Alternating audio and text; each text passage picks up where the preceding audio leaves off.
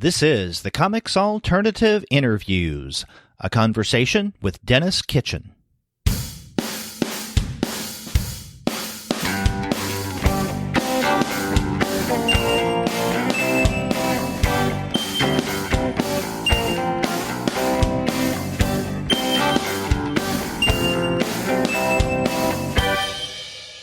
Hello and welcome to another episode of the Comics Alternative Interviews. I'm Derek.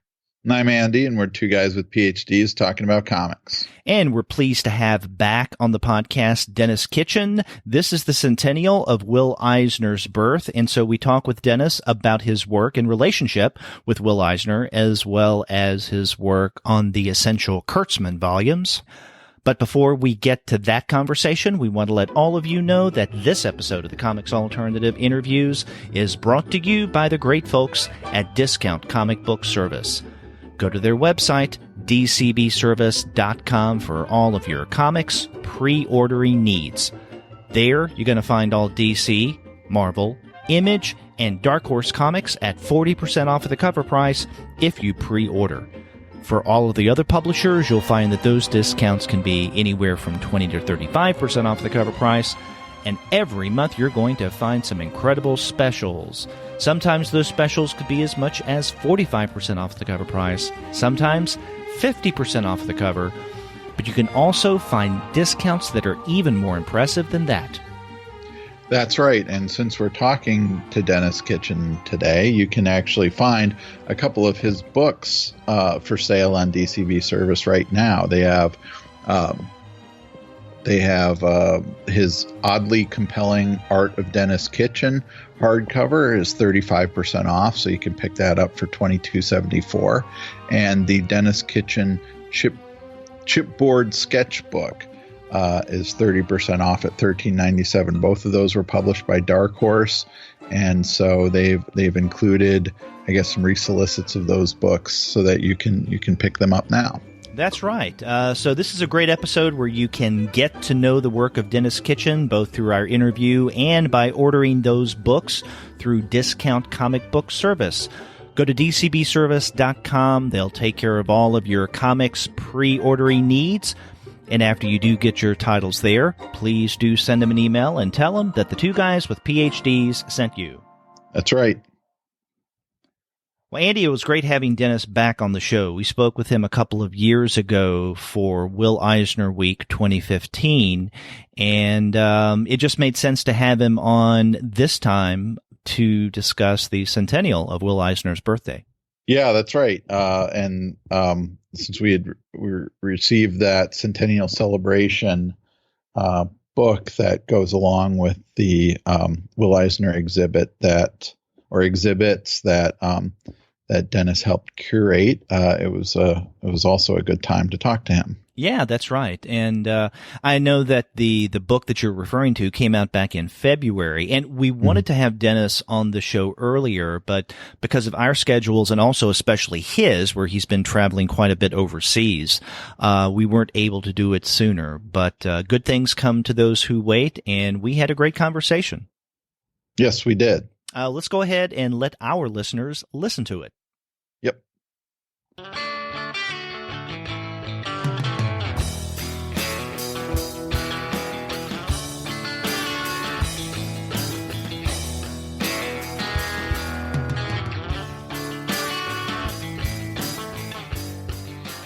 We're pleased to have back on the Comics Alternative Denis Kitchen. He is the publisher of Kitchen Sink Books, which is an imprint of Dark Horse books.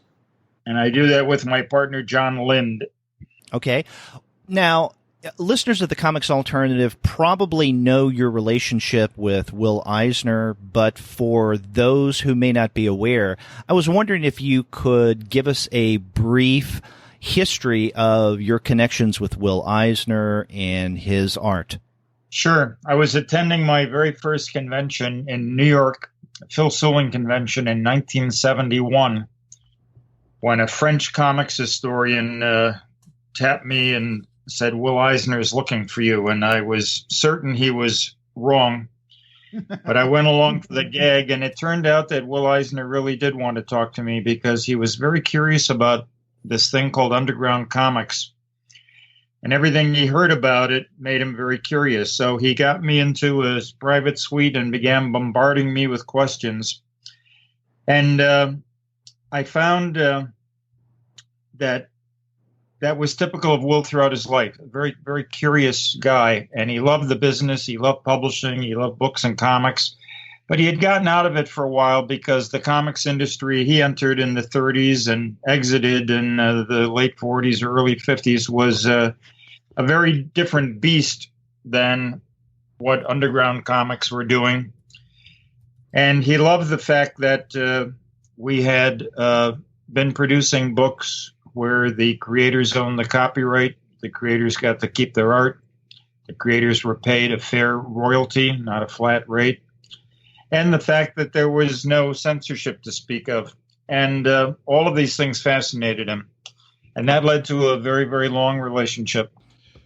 So now this year in 2017, we're celebrating the 100th birthday of Will Eisner. And as a part of that celebration, Dark Horse and Kitchen Sink Books has put out this beautiful Centennial Celebration book, Will Eisner, the Centennial Celebration, which is based on two exhibitions, one in France and one here in the United States in New York.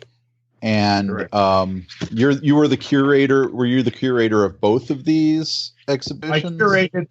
I curated the one in Angoulême. John and I together put together the one for the Society of Illustrators in New York. Okay. And could you tell us about how that whole thing came together? Sure. I had been talking for a good number of years with Jean-Pierre Mercier, who is basically the curator at the Angoulême Museum, which is a year-round museum dedicated to comics and comic art, something we don't have in America. And they have a quite large gallery, and we decided we had to do something for Will, and the Centennial was the perfect opportunity. And so the French do it right. They, with some help from the French government, which actually, has a minister of culture and who actually cares about these things, they were able to get a really nice budget and design an exceptional setting for the show. I provided the art from the family, my own collection, several private collectors. And we basically did the same thing in New York with virtually no budget. So that was the difference. The French really respect comics. The government helps support it. In America, you're on your own. Now this the book. I'm sure our new president will change that, but yeah, well, he's got to be a huge fan of comics. The book that goes along with with this exhibition, one of the things that really impressed me is that it is, the way you just described it to, our listeners should know that the art that's included covers his entire career as much as possible, right? We're not just seeing the original pages of Spirit sections or original pages from the later graphic novels, but there's stuff in here from his earliest days in comics and even a few early illustrations that he kept, right? Either that he kept or that private collectors had. The really, really early stuff came from the family, of course. There were some etchings and one of the oil paintings that Will did, we believe, when he was a teenager. Is that the nude portrait? Yes. There's Will was attending classes at the Art Students League in New York, and when he brought home this painting of a naked woman, his mother was aghast because she had no idea that such things were done in art schools. And But he also did a few other paintings of that time. Only two are known to survive. We got one of them for the show. It was great. And then there were a few pages he did when he had the studio with Jerry Iger for Smash Comics. Some pages from Espionage starring Black Ace. Extremely rare material. But a collector I knew had a few of those.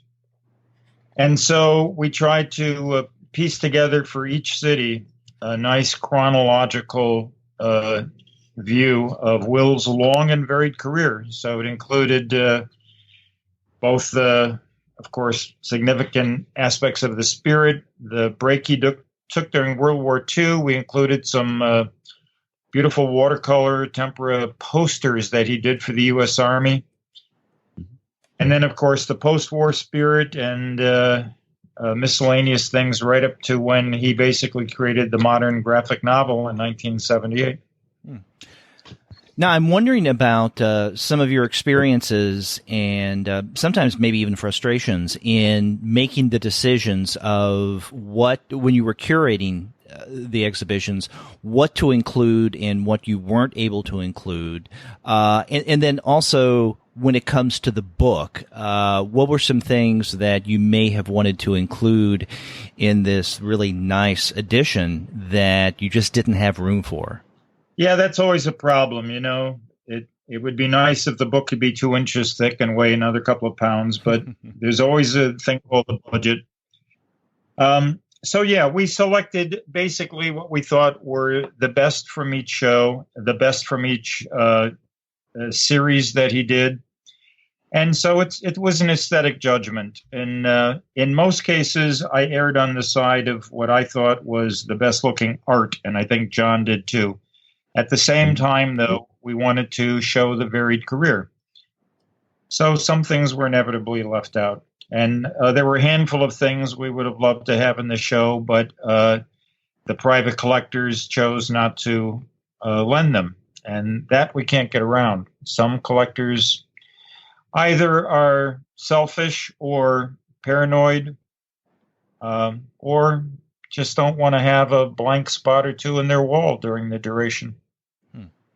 So there are also you point to in the book too, in your own introduction, some of the gaps in the availability of the original art that's not just simply due to the stuff that's in people's hands that don't want to put it out, but that there are various periods in his career or people that he worked for that where the art wasn't saved, right? That's right. I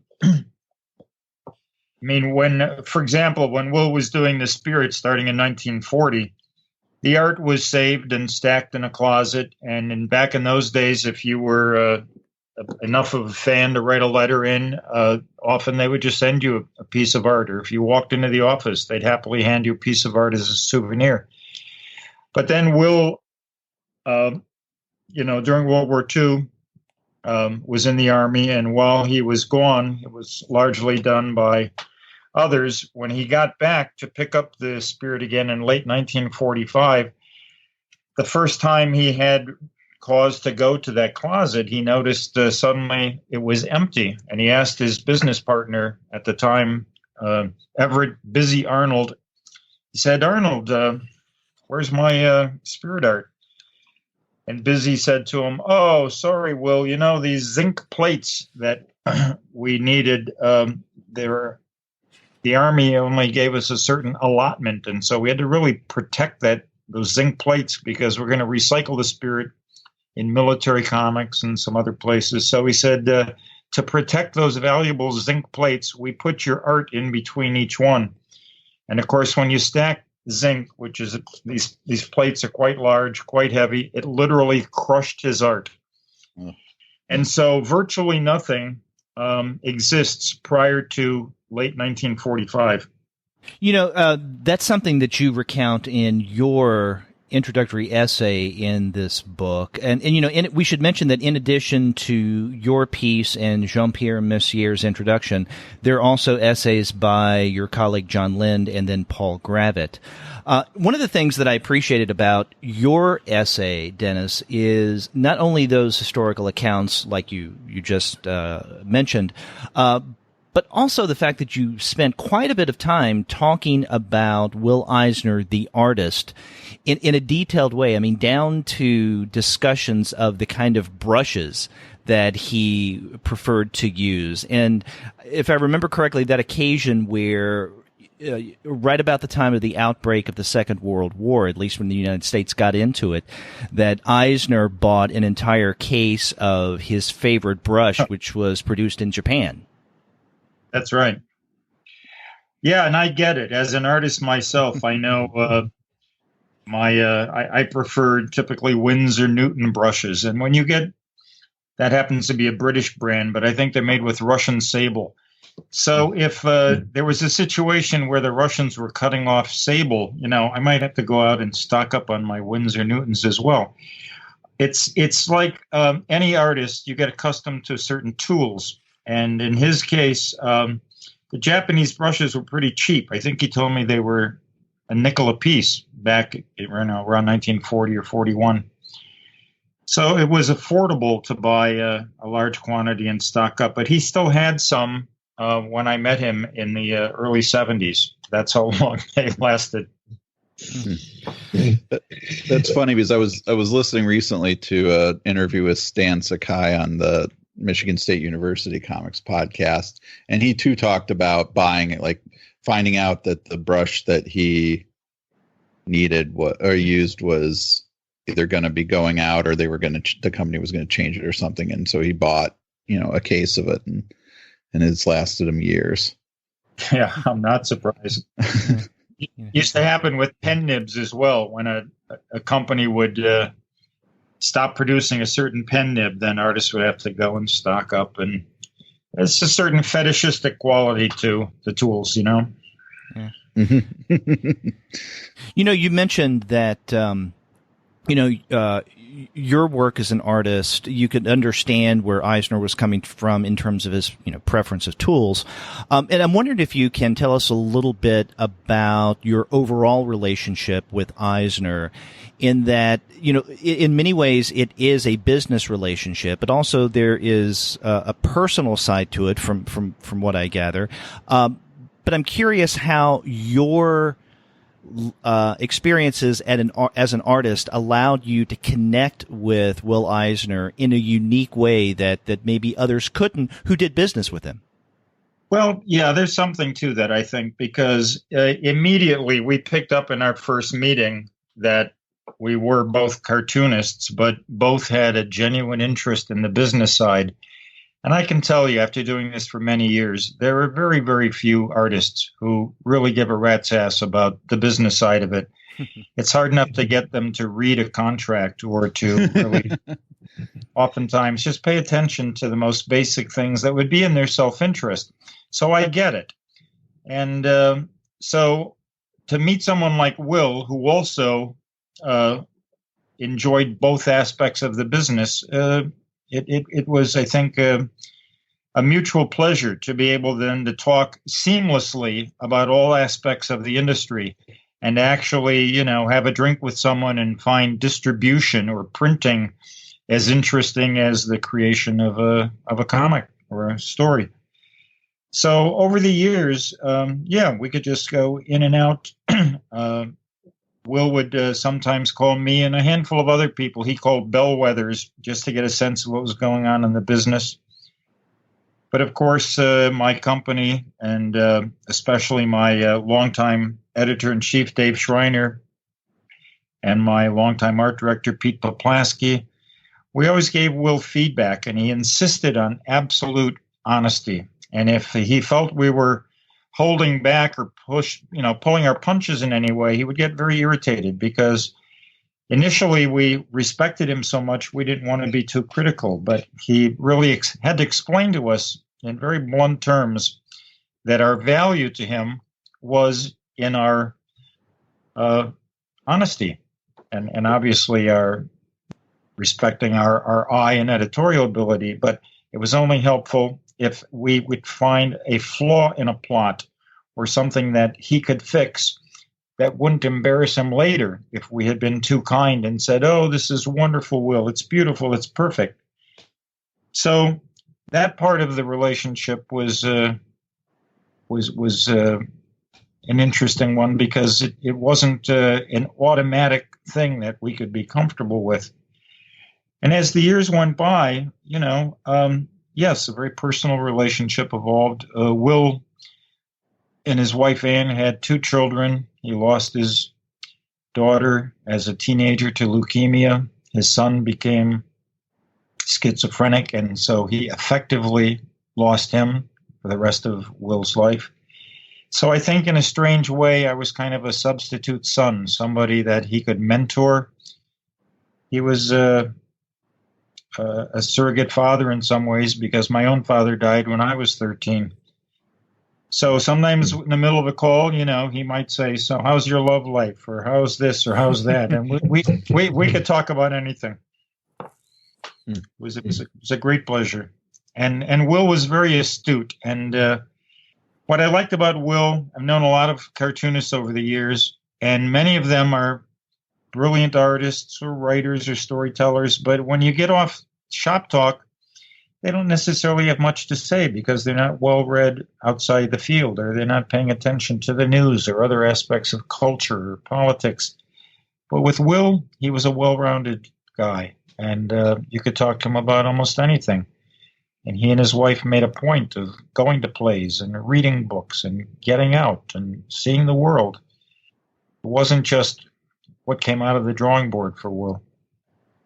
You talked earlier about this side of Will, that he was really interested in the publishing and the commercial side, and that's one thing that often gets commented about his career, is this balance between art and commerce that runs throughout it. And in this book that we're talking about, I think it's Paul Gravad who talks about the 1968 interview that Eisner does with John Benson that appeared in Wit's End. And I always find that interview to be kind of fascinating because, we're 68 is, still 10 years away from A Contract with God coming out, but he's clearly thinking about that, or about doing something new. And it seems like in that interview, what he's talking about that's holding him back is finding a way to make money at it, that there's a way to move comics forward. Right. That's possible, but it doesn't seem to be economically feasible. Did you find yourself having conversations with Will that demonstrated also that tension between art and commerce and his concerns? Yeah, I wouldn't even necessarily call it a tension. I would say he was a pragmatic man. And so in 1968, he was still working on the PS magazine for the U.S. Army and doing very well with it. And he had employees he was responsible for. So he wasn't going to just drop that and decide to get back into comics. But that interview showed he was thinking about it. What's even more remarkable to me is that way back in 1941, he was publicly talking about it in another, to me, more famous interview with the Philadelphia, is it the Bulletin? The Records. Yeah. And he says things that, you'd expect Art Spiegelman to be saying in 1980, but you wouldn't expect Will to be talking about them in 1941. Mm-hmm. He basically says comics have the potential to be a literary art form. And you can just hear the reporter kind of scoffing as he's, thankfully recording Will's words. But he's thinking this brash young man actually thinks comics can be taken seriously. And of course, eventually they were. But what is amazing to me is he saw it. He had that vision when he was barely 20 himself. This is interesting, especially in light of what you said just a moment ago, and that is, you could hold conversations with him about things other than comics, right? That he was aware of the culture and the literature of his time. One of the things that struck me in Jean-Pierre Messier's introduction is he references Will Eisner as one of the most important Jewish American writers of the 20th century. And I'm curious if in your encounters and conversations with Will Eisner, if he saw himself and what he did within the context of other Jewish American writers of the time. I mean, for instance, Saul Bellow, Bernard Malamud, and Philip Roth. I mean, did Eisner think of himself in, I don't want to say that pantheon, but in that community of writers, all Jewish American, of course? Yeah, I never asked him that question directly. Those, the three authors you cited, I know he read them all. I saw them in his library. I think Will was most flattered when he was called a writer. I know that. I saw that firsthand early on at a comic convention where he was a guest, and he was at my booth doing signings. And there was a long line of people coming up, and everyone, has 10, 15 seconds, maybe a little more for small talk.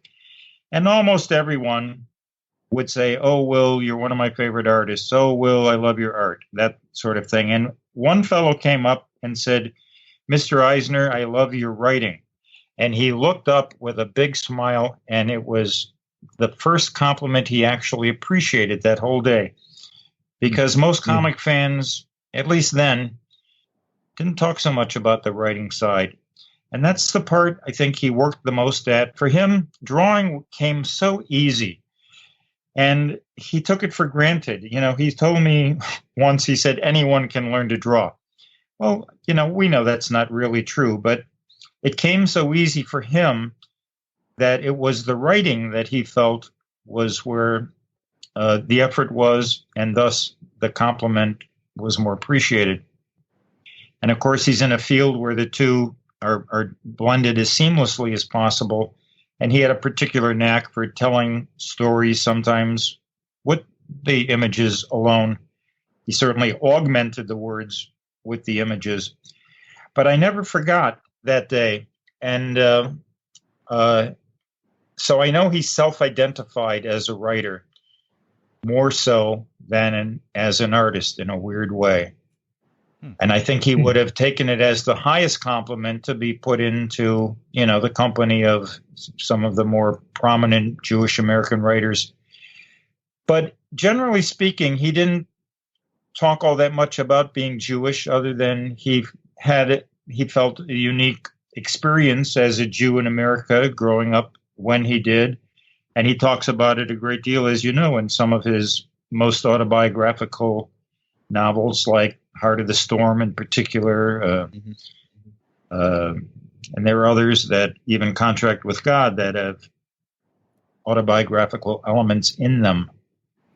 It's interesting in that, the three that I mentioned, Bellow, Malamud, and Roth, at one point, Saul Bellow made a comment kind of dismissive of those who call them Jewish writers, and he was tired of being put in that that community. He said that he, Malamud, and Roth are, in essence, the Hart, Schaffner, and Marx of American literature.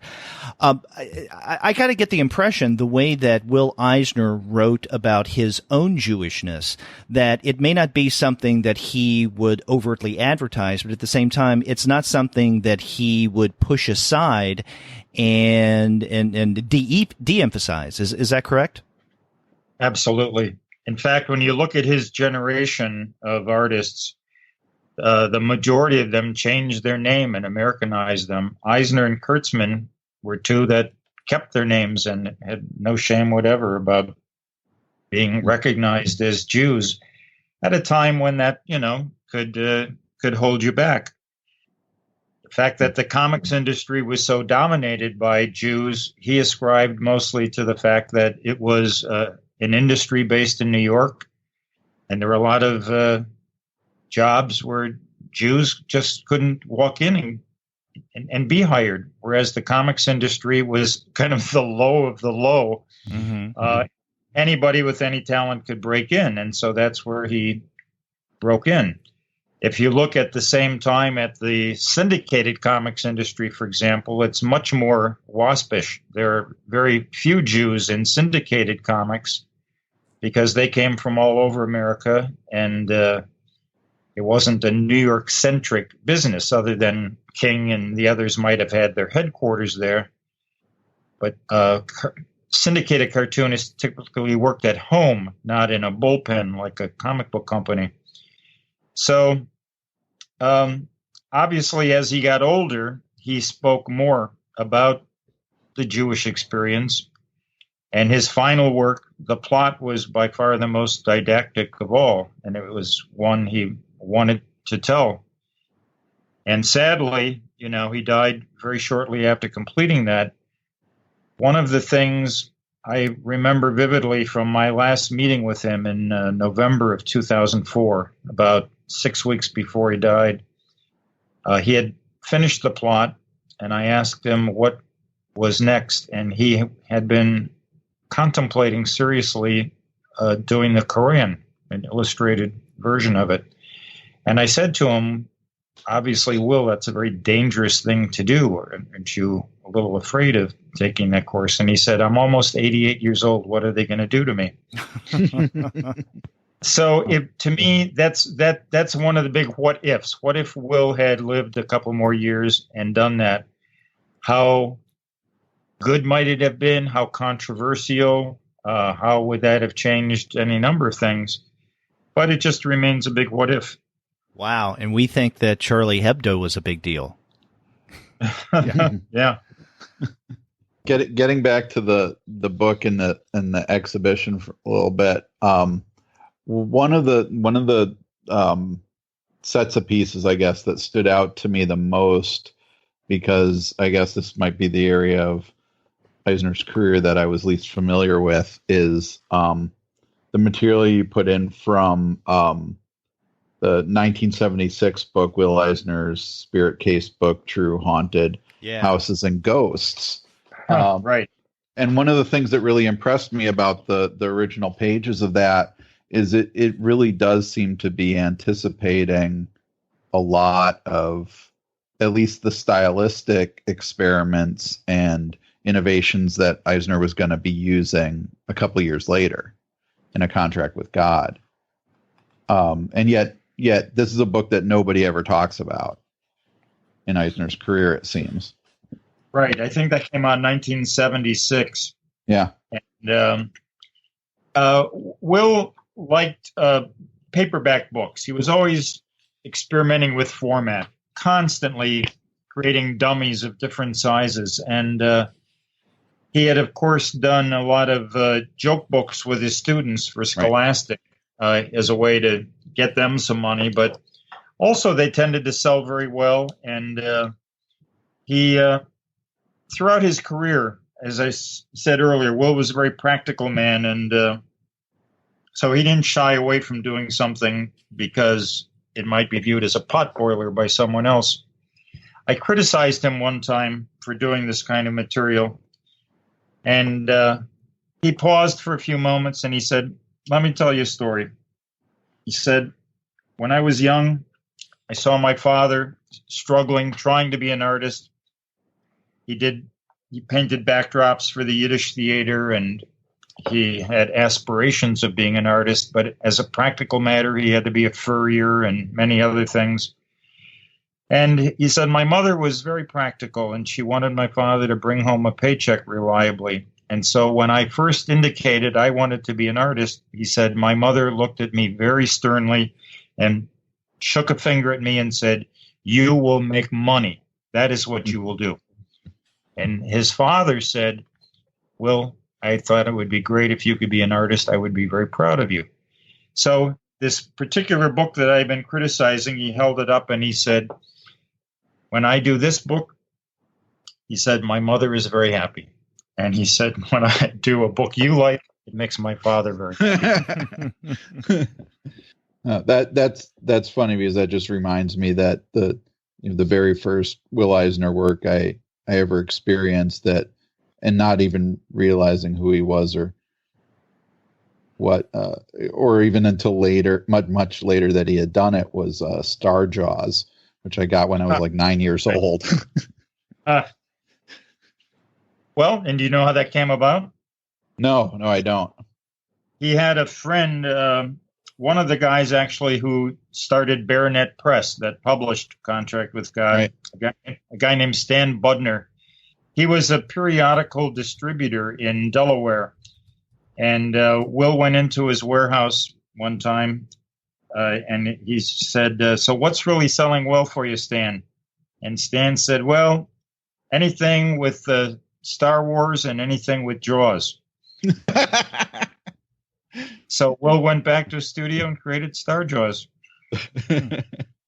because he knew what would sell. And this was the kind of thing, it brought in the money. Whereas he could never assume that the weightier material would ever find a larger audience. So there was always that balance.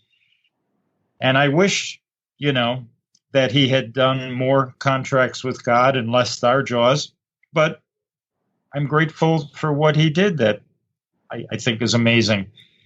He, in a way, it's like Harvey Kurtzman, who also somebody I tremendously respected. A lot of things he did during his career, too, were more forgettable. And I wish he had done a lot more Jungle Books than, say, Little Annie Fanny. But we still have Jungle Book, and we still have Mad, and we still have all of the great things Will did. So we can't complain. We can get greedy sometimes about our heroes. It's funny, Andy, you were mentioning your first exposure to Will Eisner. That got me to thinking, like, what was the first Will Eisner that I ever saw? And I think it was his cover, The Spirit of 76, for the comic book price guide, Overstreet's price guide. Mm. And I think I still have that somewhere. I just can't find it. The other distinct memory I have was as a little kid going to a barber, and the barber had a bunch of the Warren magazines out, and one of them was and this made a real impression on me was because one of them was the Christmas story with where the criminal dresses up as Santa Claus, and there's the blind kid with the round black glasses. That really stood out to me, and that imprinted itself on my brain when I was like 8 or 9 years old. Huh. Well, you had a good eye even then, huh? Dennis, you've mentioned a couple of times Harvey Kurtzman. Let's talk a bit about the Kurtzman library that you're overseeing. And I know we've had 2 volumes of that so far, the Jungle Book, and then more recently Trump. But the Trump volume came out before the unfortunate Trump. So tell us about how the Kurtzman library came about with Dark Horse. Yeah, well, Mike Richardson is a big fan of Harvey too, and so we agreed we wanted to bring into print some things that had never been collected, like a Trump magazine, and also bring back some things that Kitchen Sink, for example, had collected but had been long out of print, like Hey Look, Jungle Book, Goodman, Beaver. And so there are those and some other things that are going to be both fresh and recycled, sometimes in, maybe in an improved edition because we can scan things better now than we could have reproduced them back when I did them in the 80s or 90s. One that was a particular pleasure for me was the unfortunately named Trump, because it was again one of the giant what ifs in comics history. Because you got to remember, this is the guy who created Mad, and Mad was a true social phenomenon. When it came out, it didn't take very long at all for it to become huge. And it was Harvey's idea to switch it to a magazine, and it became even huger. And it reached a broader audience as a magazine. And he basically saved Bill Gaines's business when it was on the verge of collapse. And so Harvey sometimes is seen as the opposite of Will in that he was not a good businessman. But Harvey occasionally was right on the money too, and persuading Bill Gaines and his mother, who really held and controlled the money, convincing them that they should throw everything into a format change was a very, very dangerous thing to do. And he persuaded Mrs. Gaines to put about $100,000 of her own money into this venture. And of course, it paid off beautifully. But Harvey never had any equity in MAD, and that bothered him as well. And so when another publishing phenomenon, Hugh Hefner, came onto the scene about the same time, they end up being mutual admirers, and they met. And once they met, they really bonded. They really respected each other. And the difference, of course, was that Hefner controlled Playboy completely, and Harvey was just a hired hand. And so at a certain point, Harvey must have complained about how cheap Gaines was, or he wished MAD was in full color and that sort of thing. And Hefner said, well, when you want to leave that 2-bit outfit, there's always a job for you with me. And so that's how Trump magazine came about. And Hefner was riding high initially, and he basically told Harvey not to worry about a budget, to just gather the best talent he could, put out the best magazine, no holds barred, full color, and no advertising, which was also a dangerous thing for a magazine, except for MAD. You know, there was no other example, really, other than scholarly magazines. And so Harvey basically gave Bill Gaines an ultimatum that Bill couldn't meet. He said, if you want to keep me, you've got to give me 51% of MAD. And Bill was aghast, of course, and understandably. He offered him 10%. Harvey said no. And basically they parted ways. Later, Al Jaffe said that Gaines had privately told him he would have given Harvey as much as 49% of the and MAD just to keep him. But it never got to that point because Harvey really didn't want to stay. Harvey really wanted to go with Hefner. And so the irony, of course, of all ironies, is that Hefner pulled the plug on Trump after only 2 issues in 1957. And just 5 years after parting with Gaines, Gaines sold MAD for about $5 million in 1960 money. So Harvey could have had roughly 50% of $5 million, $1960, would have been a pretty wealthy man. And instead, he had his heart broken with Hefner.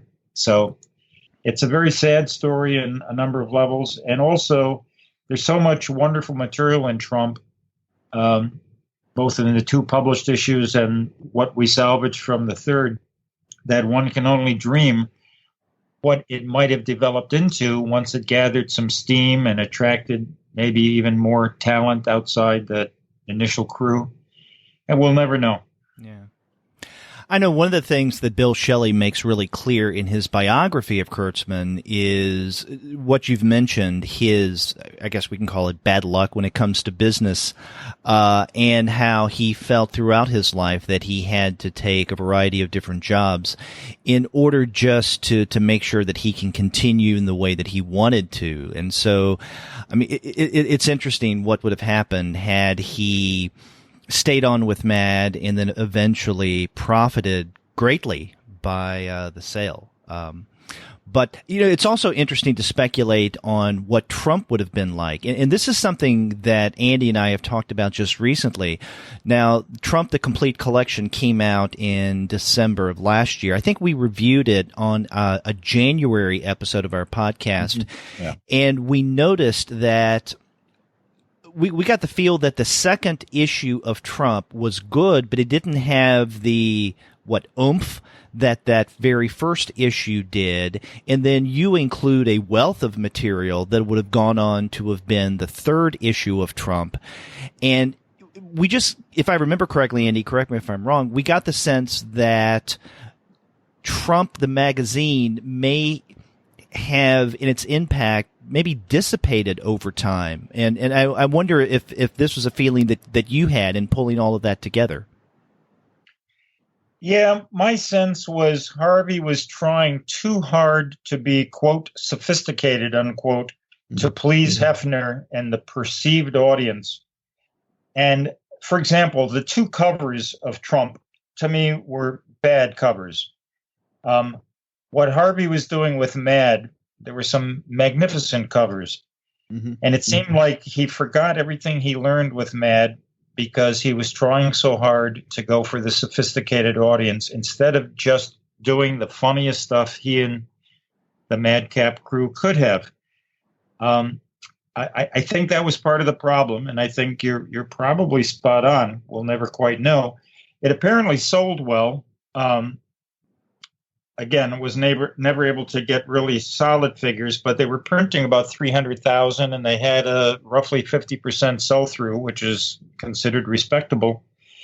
So to be able to sell 150,000 magazines with a 50-cent cover price back then, it probably didn't lose money, though, again, we were not able to access those figures. According to Bill Shelley, Hefner also finally said what we had wondered, which was he was disappointed. Didn't think Harvey was as funny with Trump as he was with Mad. And so I think it comes down to a significant misunderstanding between the two men. I think Hef really wanted Mad by another name because he loved Mad. And Harvey was trying to create, a magazine for the perceived Playboy reader, that man who drinks a martini for lunch and who wears an ascot and drives, a sports car. It just wasn't his audience. So I think he was pandering in a way to an audience that probably didn't exist in large numbers. I think he disappointed maybe some of his hardcore fans. I think it was also a big blow when Wally Wood left him, when they forced Wally to make a choice. He was willing to work for both Gaines and Hefner Kurtzman, but Hefner Kurtzman said you have to pick one. So he picked Gaines because he didn't get an ultimatum from Gaines. So I think there were a lot of factors going into it. I know Harvey was working around the clock, and probably exhaustion was another factor. He didn't know how to delegate very well. And so this was a much bigger chore putting together a magazine like this. And he hired a lot of cartoonists and designers, but he didn't really have the editorial assistance he probably needed. One of the things that struck me in reading Trump, and especially comparing it to early Mad, is kind of getting at something that Derek was saying, which is about kind of the way Trump has aged. I mean, the early Mads have aged extremely well, even when they're kind of commenting on contemporary stuff. There's still a level at which you don't necessarily need to know all that. I mean, I can remember again as a kid reading the High Noon parody and never having seen High Noon, but still knowing that it was really, really funny. Whereas it feels like in Trump, the stuff is so tied to very, very specific contemporary references. Like, I think there's the one picture of the staff that is a reference to like an Esquire issue or something, right? Am I remembering that right? But also some of the ad parodies and stuff, like everything just feels so, or not everything, but a lot of the stuff feels so specifically tied to that moment that it doesn't. It first of all requires a lot of annotations. But also that it doesn't necessarily, the humor doesn't necessarily transcend that moment. No, it's a good point. I think, again, he was trying hard to be topical. Yeah. Mad was topical, too, in a way, but it was broader. And I don't know if it was something that Hefner was pushing or Kurtzman just felt was necessary. Some letters and correspondence between them survived, but there were countless phone calls and personal meetings where, we'll never know what kind of direction or push Hefner was giving Kurtzman.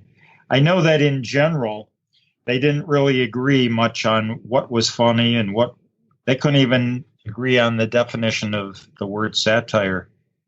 I write about that a bit in, there was a zine called Comic Art that Todd Hignite put out. I think in the 4th issue, I wrote an article called Man, I'm Beat, and it was about Harvey's starving freelance years right after Humbug folded, following Trump folding. And in there, there's some excerpts from correspondence between Hefner and Kurtzman where you can just tell they're talking past each other. And it drove Harvey crazy because he wanted to please Hefner, but he could never quite give Hefner what he wanted. And the closest it ever came was Little Annie Fanny. And, I think most critics would say Little Annie Fanny is a gorgeous, drop-dead gorgeous strip. But unfortunately, its sole purpose is to get Little Annie Fanny naked between. Yeah. Now, your first 2 books in the Essential Kurtzman library make perfect sense. Starting with in 2014, Harvey Kurtzman's Jungle Book, where in many ways it kind of began for Harvey Kurtzman as someone who did something other than Mad Magazine.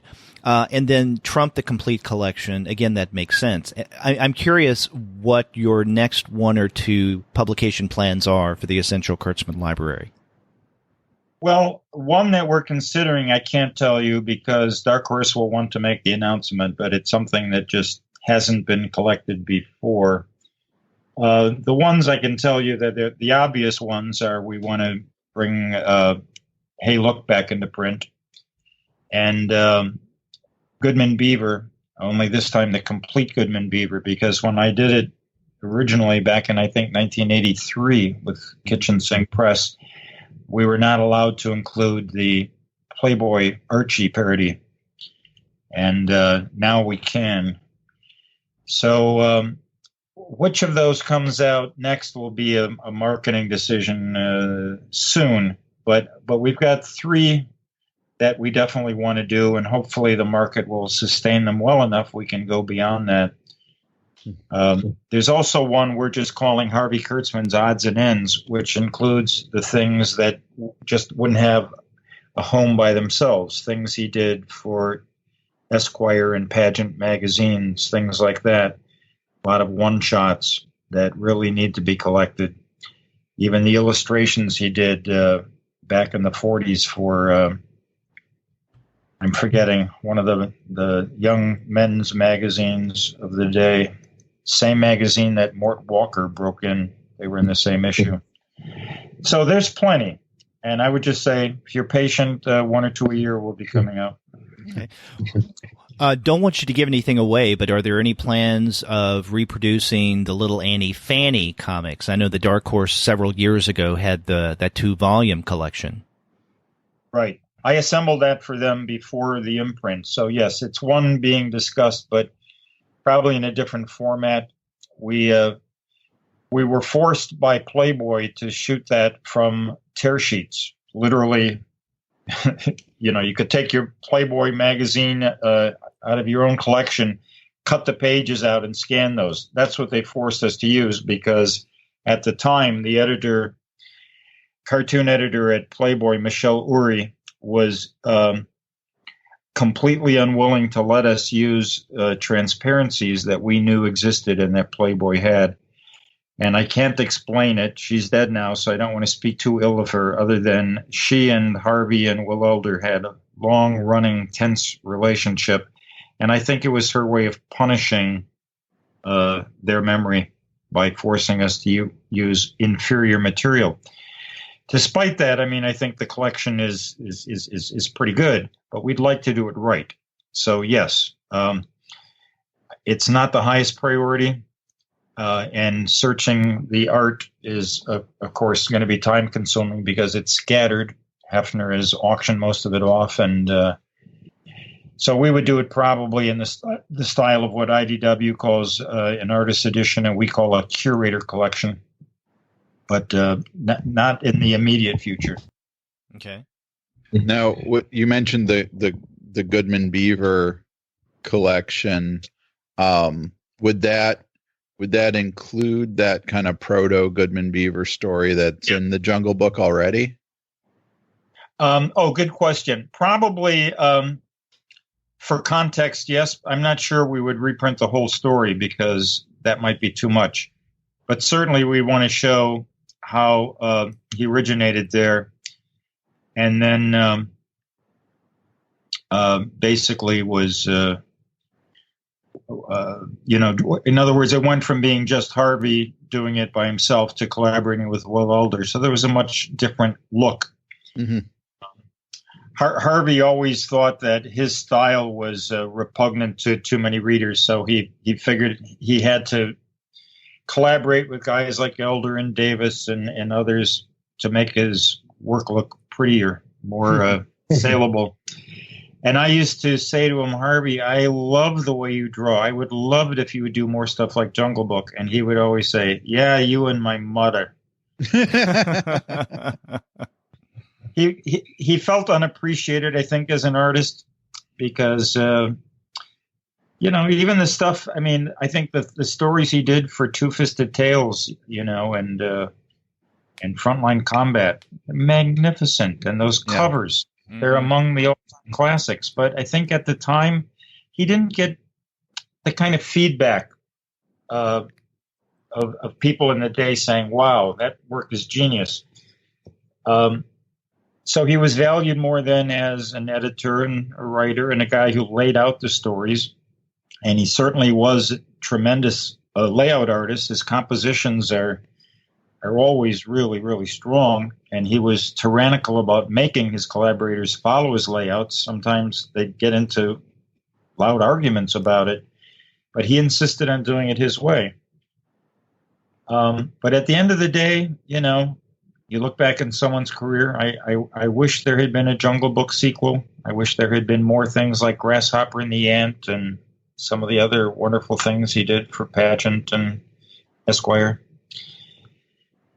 But we got what we got. Now, how did you first meet Harvey Kurtzman? I was brave enough to write him a letter when my first self-published Mom's Homemade Comics came out in 1969. And I was surprised when I got a letter back from him, an encouraging letter. And of course, then that encouraged me to write him again. And after a while, we became pen pals. The next time I was in New York, I made a point of meeting him, and it was similar to Will Eisner. We just we hit it off right away, and I think he just saw a kindred spirit from another generation. And he also appreciated that I had a knack for business because I was able to help him sometimes. And he, like Will, he had a vision of what comics should be. And he saw the French earlier than Americans going in the direction of what he called quality, the idea of albums, what we came to eventually call graphic novels. But he wanted even the collections. Like when I did Hey Look, he wanted it to be in the French style, They set the pace for him. So they were very different in some fundamental ways, and yet, to me, the two unquestionable geniuses of comics in the 20th century. Yeah. And both of them taught at the School of Visual Arts. And I'm wondering, what was the relationship between the two men, Kurtzman and Eisner? They got along very well, and there was a lot of mutual respect, and they had great discussions. I wish I had been at more of them. I'm remembering an anecdote. After they had both died, Ann Eisner and Adele Kurtzman were having lunch with me. And Adele looked at Ann and she said, Harvey always came to Will for advice, but he never took it. To me, that kind of summed it up. He wanted to be more like Will, but he just didn't have that knack. He didn't have the self-confidence. He didn't know the art of the deal, in modern parlance. He was taken advantage of far too often, including even by Hefner, who he thought was his friend. But, just to give you a quick example, Harvey assumed when he created Little Annie Fanny, he owned it. And he started noticing that it was copyrighted by Playboy. And when he questioned Hefner about it in some correspondence, Hefner sent him a very condescending letter, like, Harvey, of course Playboy must own this material. Harvey, we'll always treat you well, but Harvey, of course we must own it. And that drove Harvey crazy because he thought Hefner was his friend, and he thought, he would be treated right. And had he been a Will Eisner, he wouldn't have drawn a single thing until he had an agreement first that spelled it out. That was the big difference. Well, getting back to Will Eisner, this is the centennial of his birth, and I would imagine that, in addition to the work that you've done with the recent exhibitions and this recent book, that you must be busy with, I would guess, Eisner-related matters. So what all has happened this year in terms of you and Eisner's centennial? Well, first, keep in mind that you probably see a lot of Will Eisner Week activities. Those are orchestrated by Will's nephew, Carl Gropper, and his wife, Nancy. And they work with Danny Fingeroth and others. And so there are a lot of activities I have nothing whatever to do with. I'm usually called upon for the art exhibits, primarily the books. I have an agency partner named Judy Hansen, and she and I represent the intellectual property side. Wearing another hat, the Denis Kitchen Art Agency, I represent Ann Eisner for the sale of her original art. And then with yet another partnership with John and Kitchen Sink Books, we are assembling some of the books like the Centennial Celebration. We're also working on another big project right now that I can't let slip out of the bag, but it'll be announced in the near future. That's Eisner related. Mm. And I also, I'll write intros, annotations for other publishers like Norton or whatever. I'm sometimes called to go overseas when there are Eisner exhibits or events and give talks. Gave one recently at the Jewish Museum in Munich, for example. And so it's any number of things. I try to help the family. I'm always there to try to promote Will's legacy and keep his work alive and try to think of fresh ways we can bring it to people. And to me, it's a great pleasure. It's a responsibility I take seriously. At the same time, I have my own career. I wear a lot of hats. But I, especially during the centennial year, wanted to give every bit that I could. Well, are there other things on the horizon for Kitchen Sink Books that aren't necessarily Eisner or Kurtzman related? Absolutely. But again, if I talk about them, Dark Horse marketing people will be mad at me because we don't want to get you in trouble. No. For some reason, they like to make the announcements. So I would just say, yes, John and I have a fair number of projects on the horizon that we're steadily working at. And we only do books that we're proud of, that we really want to bring into the world, and we want to make them look as great as possible. I'm lucky that John's an amazing designer, one of the best in the business, and he brings also an editorial perspective to books that I wouldn't always. So we're good, comfortable collaborators, and he's a generation younger than me, so he just has a different perspective altogether. So I'm really proud of the things we're doing together, but I can't give you more details today. Yeah, well, that's okay. I can tell you that my own Dark Horse published a book of my own work called Oddly Compelling Art of Denis Kitchen in 2009, and it was just translated into German. So I was also in Germany last month promoting that, and it was great to just see the stuff in another language. I think all writers and artists love that feeling. So I'm trying to draw more too. I'm working on a 3D project right now with Charles Bernard. You may have seen the Jim Woodring 3D book that came out last year. It's amazing. So I'm working with Charles on some of my chipboard drawings that he's able to bring some astonishing depth to. And so that'll probably be a project in kind of a portfolio format. I'm also working on a couple of projects that probably take outside of Kitchen Sink because they're just not right for Dark Horse, and they're very specialized. So there'll be an announcement on those too. But that's about all I can tell you at the moment. Well, we're coming up on San Diego Comic-Con, so maybe Dark Horse will take that opportunity to let us know about some of this stuff. Perhaps. The one we were hoping they would announce in San Diego, they prefer to hold off a bit on. So I don't know. I don't know yet if we're pulling the trigger on next week or not. But yeah, back in the day, when I had my own company, I didn't believe loose lips necessarily sank ships. And my feeling was the earlier you start talking about it, the buzz gets out there and you build up some momentum. But these days, my publishing partner prefers to keep that under control. Well, whatever those next publications are, I'm sure we're going to discuss them on the Comics Alternative. In fact, your very first book with Dark Horse and the Kitchen Sink Books imprint, comics book, as soon as that came out, we wanted to discuss it on the show. That's right. Well, and I'm glad you did. That was one a lot of people scratched their head over. They had no idea Stan Lee had ever entered into a bargain with these long-haired hippie artists.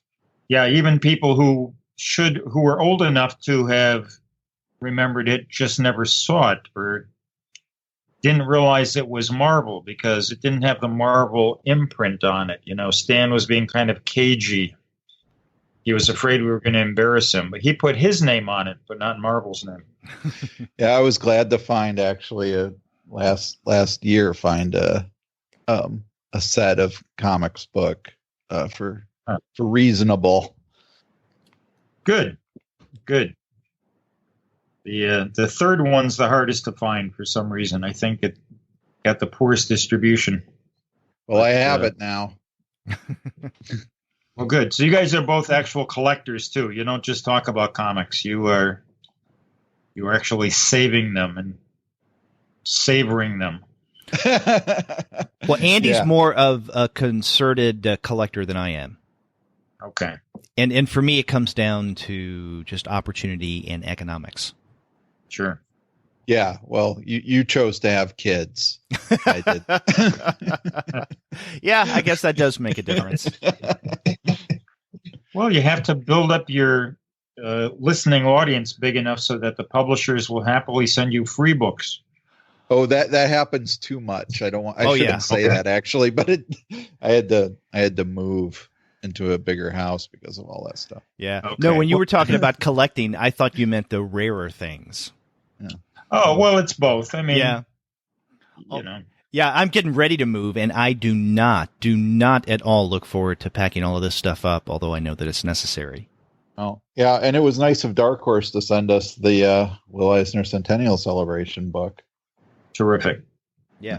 Yeah, it is a beautiful book. And this originally came out in February, in time for Will Eisner Week this year, the centennial of Will Eisner's birth.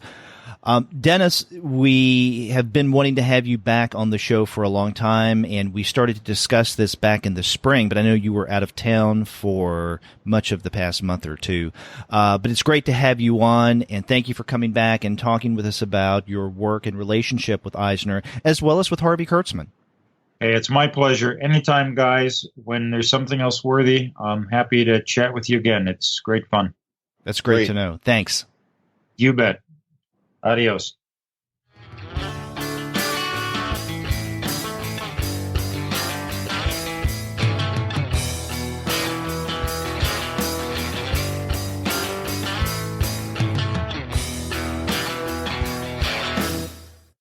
we'd talked to Dennis a couple of years ago, as you mentioned, in celebration of Will Eisner Week. So it was great to get another chance to talk to him, and that was a fun conversation. It was, and I especially appreciated not only his insights and accounts and anecdotes of his time with Will Eisner, but also his work with Harvey Kurtzman and the Essential Kurtzman Library, because we weren't able to talk with him about that the first time he was on the show. Yeah, that's right. And we've seen a couple volumes from that. And as he said, there's more to come, but he just can't say what they are. That's right. We couldn't tease him with any more information. We couldn't pull anything else out of him. Yeah. Yeah. Look forward to hearing what the next books are, not only from the Kurtzman Library, but also other kitchen sink books through Dark Horse. Yes.